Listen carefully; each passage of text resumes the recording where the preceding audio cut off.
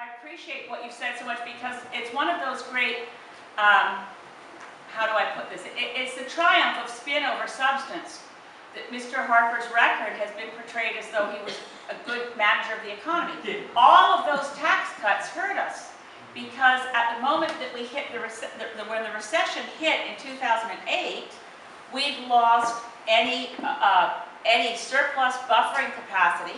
We were already in deficit before the 2008 financial meltdown occurred, and he's also become the biggest spending prime minister in the history. So this is, again, I refer to Kevin Page and his concerns about a structural deficit, where we've cut taxes, which is great. It's great to cut taxes if you cut taxes where they've been a burden, and preferably, our view is they should be shifted and put taxes on pollution and reduce taxes on people.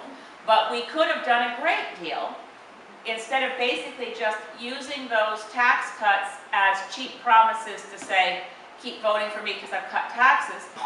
And on the other hand, they keep producing these very strange, small c conservative principles should involve getting rid of debt.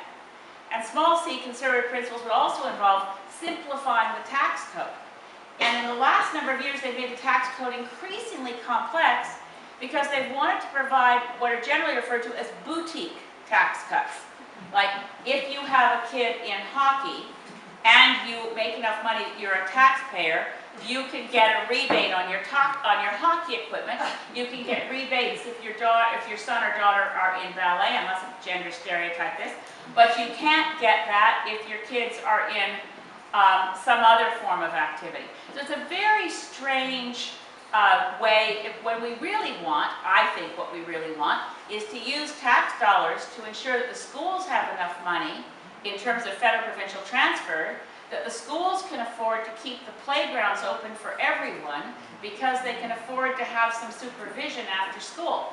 Sporting activities in this country have become something, athletics has become something that you can get if you pay for it, as opposed to what it used to be, which was sort of free for everybody because the after school play let it happen. So that the sports issue for me is one small example of how cutting away at the tax base has actually converted society to more of a gap between the have and have-nots, and for something really fundamental like our kids' health.